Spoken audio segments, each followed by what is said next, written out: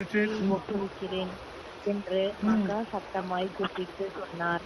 இப்படி சொல்லி ஜீவனை விட்டார்.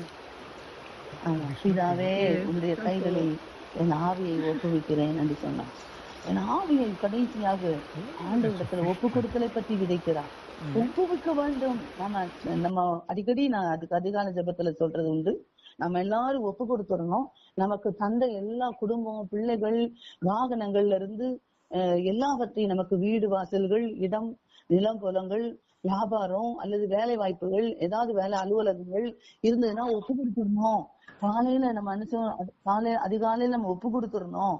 அப்போ திரும்ப ராத்திரியில நம்ம தூங்க போகும்போது குடும்ப ஜெபமோ அல்லது உங்களுடைய தனி ஜெபமோ இருக்கும் போது அதெல்லாம் ஒப்புவிக்கணும் அப்படின்னு சொல்லி நான் சொல்லி கொடுத்திருக்கிறேன். நானும் அதை செய்வது உண்டு. ஒப்புவிக்கணும். ஒப்பு கொடுத்தல் வேற, ஒப்புவித்தல் வேற.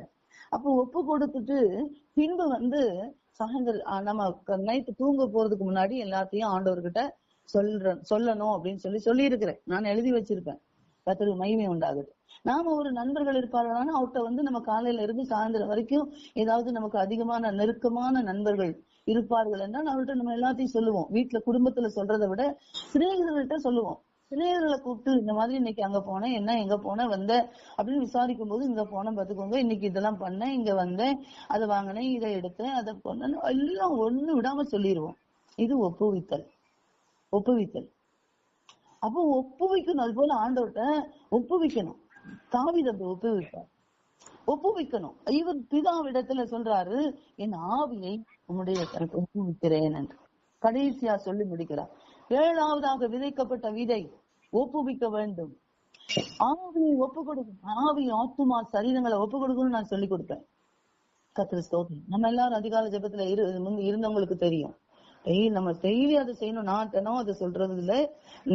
நான் என்னுடைய தனிப்பட்ட இதுல சொல்லுவது உண்டு. ஆனா நாம எல்லாருக்கும் நான் சொல்லி அடிக்கடி ஞாபகப்படுத்துவேன். நம்ம எல்லாம் ஒப்பு கொடுத்துடணும். ஒரு சைக்கிளா இருக்கட்டும், பைக்கா இருக்கட்டும், ஒரு காரா இருக்கட்டும், எல்லாத்தையும் ஒப்பு கொடுத்துடணும். பிள்ளைகளை ஒப்பு கொடுத்துடணும்.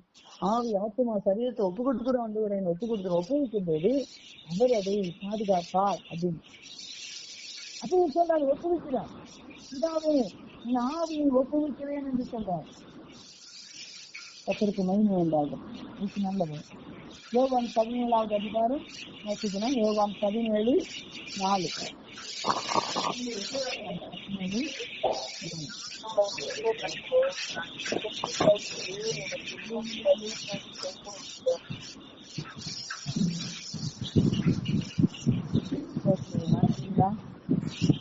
யோவான் 17:4.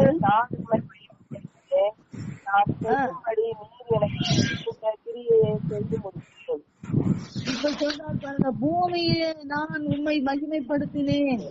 நான் செய்யும்படி நீர் எனக்கு நியமித்த கிரியை செய்து முடித்தேன். பிதாவே, உலகம் உண்டாகிறதுக்கு முன்னே உம்மிடத்தில் எனக்கு உண்டாயிருந்த மகிமையினாலே இப்பொழுது நீர் என்னை உம்மிடத்திலே மகிமைப்படுத்தும். அது அந்த 17வது அதிகாரம் முழுவதும் வாசித்து பார்த்தால் தெரியும். சொன்ன ஒவ்வொரு காரியங்களும் பிதாவிடத்துல சொல்றாரு. இப்ப இங்க சிலுவையில ஒப்புவிக்கிறார். சிலுவையில அவர் ஒப்புவிக்கிறார். கடைசியான வார்த்தையை சொல்லி முடிக்கிறார். பிதாவே, ஆவியை ஒப்புவிக்கிறேன் என்று சொல்லி ஒப்புவித்து இந்த வாசிக்கும் போது சொல்றாரு, ஒன்றான மெய் தேவனாகிய உண்மையும் நீர் அனுப்பினவராகிய இயேசு கிறிஸ்துவையும் அறிவதே நித்திய ஜீவன். இந்த நித்திய ஜீவனுக்காக அவர் செய்த தியாகத்தை இங்க பிதாவிடத்தில் சொல்கிறார். பூமியிலே நான் உம்மை மகிமைப்படுத்தினேன். நான் செய்யும்படி நீ எனக்கு நியமித்த கிரியை செய்து முடித்தேன் என்று சொல்லுகிறார். பிதாவே, உலகம் உண்டாகிறதுக்கு முன்னே இடத்தில் எனக்கு உண்டான மகிமையை இப்பொழுது என்னை மகிமைப்படுத்தும் என்று பிதாவிடத்தை நோக்கி ஜெபிக்கிறார். இப்பொழுது மகிமை உண்டாக நீர் உலகத்தில் தெரிந்தெடுத்து எனக்கு தந்த மனுஷருக்கு உம்முடைய நாமத்தை வெளிப்படுத்தினேன்.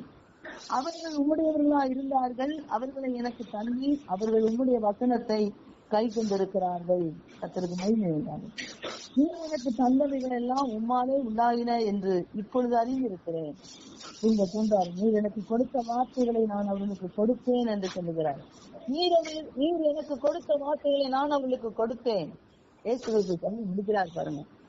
ஆவியை ஒப்புவிக்கிறார். சிலுவையில ஆவியை ஒப்புவிக்கிறார். ஆவியை ஒப்புவிக்கிறேன், பிதாவே நான் ஒப்புவிக்கிறேன் என்று. எல்லாம் முடிந்தது. 7 வார்த்தைகளையும் 7 விதமான விதைகளாக விதைத்து விட்டு போயிருக்கிறார். அந்த 7 விதமான வார்த்தைகளில் ஒவ்வொரு வருடமும் நாம் அவைகளை நினைவுபடுத்தி கர்த்தர் செய்த நன்மைகள், இயேசு கிறிஸ்து நமக்காக இந்த பூமியில வந்து செய்த தியாகங்கள், இவைகளெல்லாம் எண்ணி எண்ணி நாம் நன்றி உள்ளவர்களாக, நன்றி உள்ள இதயத்தோடு கூட வாழ்ந்து அவர் சொன்ன அந்த வார்த்தைகளை நாம் பின்பற்றி நடப்போமானால் சொன்னாரு, நீங்கள் திராட்சை தோட்டங்களை நடுவீர்கள், நீங்கள் திராட்சை பழங்களை சாப்பிடுவீர்கள், நீங்க எந்த தேசத்துல இருக்கிறீர்களோ அங்கே நீங்கள் நிலைத்திருப்பீர்கள், வாழ்வீர்கள் என்று ஆமோஸ் மூலமே எழுதி இருக்கிறார். அப்படி மகிமை உண்டாகட்டும். ஆண்டவர் தாமே ஆசீர்வதிப்பாராக. 1 கொரிந்தியர் புஸ்தகம் 15வது அதிகாரம் 36வது வசனத்தை மாத்திரம் வாசித்து முடிச்சிருவோம்.